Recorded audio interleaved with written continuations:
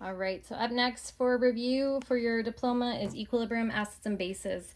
So one of the first things that we would look at is the definition of equilibrium, and there are some things you need to know, like how from a macroscopic level, so by just your naked eye, things look to be the same, but from a microscopic level, you know things are happening. So this is, I think, the most important part is that you know that your equation goes in both directions. So not the same rate that we have our reactants making products, your products will also be making reactants.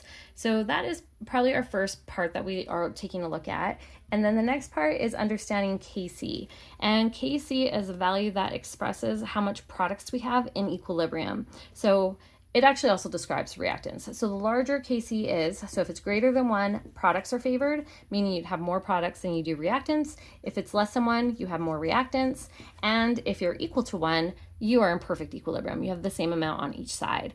So that's how our Kc is shown, and then you need to be able to come up with the Kc expression, right? So that's when you have your product's concentration to the value of exponents divided by your reactant's concentration to the value of its exponents. That leads us into ice tables and how we can use ice tables and the Kc expression to figure out what we need. So ice tables give us, instead of at equilibrium, it's going to give you an initial concentration of probably your reactants. So you would be able to fill that part in. And then if you have products, you assume initially you have none, unless the question tells you otherwise.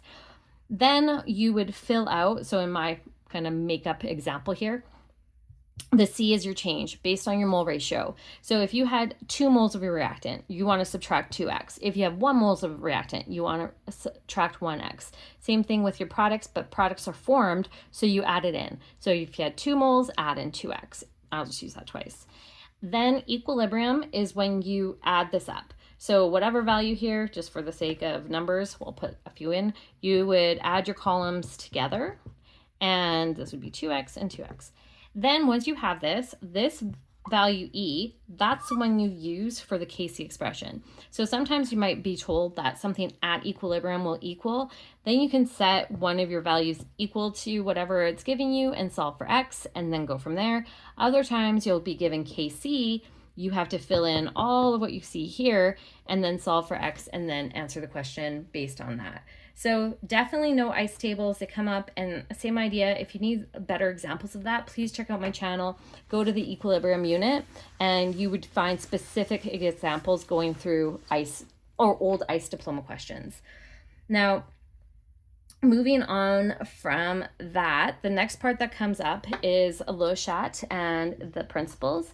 So Le-Chat has to do with stressing a system, and there are 3 ways you can stress a system. Number 1 is a temperature stress, number 2 is a concentration stress, and number 3 is your volume or pressure stress.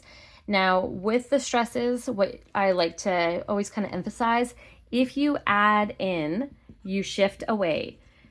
Okay, so if you add in, say you're adding in either temperature or concentration on a product side, then you shift, shift away. Then that would mean you shift to the reactant side. If you add into the reactant side, shift to the product side. So now if you take out, then you shift towards, because you want to replace it. Shift towards. So for instance, if you take out a reactant, you'll shift towards the reactant. If you take out a product, you'd shift towards a product. Now, volume and pressure changes. Volume changes, what I like to remember, if I increase my volume, I go to the side with more moles. That means the opposite. If you decrease your volume, you go to the side with less moles. And then because volume and pressure are inversely related, we can just add on. That means pressure was decreased and this one, volume was increased. Then you'd be able to figure out the rest. Now, these shifts only happen with gases, so it's really just dependent on those equations to do with gases. The other part to add in here is temperature is the only thing that can affect Kc. So if you have a stress that's concentration, volume, pressure, and it asks how does this affect Kc, it doesn't. For temperature, it would now depend if it's endo or exo and what you're making more of. Are you going to have more reactants or products? If you have more reactants, then your Kc value is going to decrease. If you have more products, then your Kc value is going to increase. The other part that you have with Le Chat is to do with the graphs. So we're just recognizing, because if I'm just going in order here, we know equilibrium was established because you'd have horizontal lines. If you have a temperature change, we can't magically make a system at one temperature and then like quickly say it's another temperature. It has to get there by heating and cooling. So whatever is happening to your system, you will have all curved lines. Now, if it's a concentration change, we can directly add something in or take it out. And in that case, just one of these will have a vertical line, and then you will see the shifts happening based on that. Now, a pressure or a volume change, we can affect the system, but it's going to affect everything at one time. So what's happening at the equilibrium shift, we can be able to read that and tell what type of shift we have. So that would be the first half of the unit. The second half of this unit is about acids and bases. Okay. So when you're looking at acids and bases, we would have reviewed a little bit when it comes to like pH, pOH, sig digs, and all of that. But then we start to look at Ka. So Ka just describes weak acids in equilibrium, because strong acids dissociate 100%. They're not in equilibrium. So anything above the gray line has no Ka value because they're not in equilibrium. Now, if you have the Ka value, then you can use this formula: hydronium squared divided by your weak acid concentration minus hydronium. With this formula, it is derived from ice, and because of the ice and like with a little more theory there, which we could get into, but you don't actually need to know it if you understand this formula. The bottom line is, if you have hydronium, use it. If you don't have it, it means you're finding it, and then you could ignore it in the denominator. So if you have it, use it. If you're finding it, take it out of the denominator.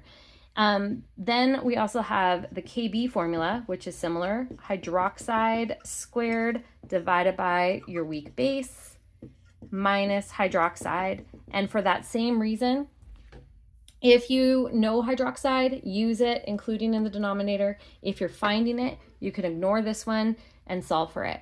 There's another connection that your Ka times Kb equals Kw. So if you have one and need the other, and we need to use it, we can just get it from here. I'd like to also add in to just know that sometimes Ka values or Kb values could be different from your data booklet, and that's because they could vary depending on temperature. And if that is the case, then don't use the one in your data booklet, use the one that's given, or you could get the question wrong. If it's not given to you, then you can use one from your data booklet if you can find it. So that would be about our Kas and Kbs. You also don't want to forget your basic information about pH. Like for instance, your pH plus pOH will equal 14.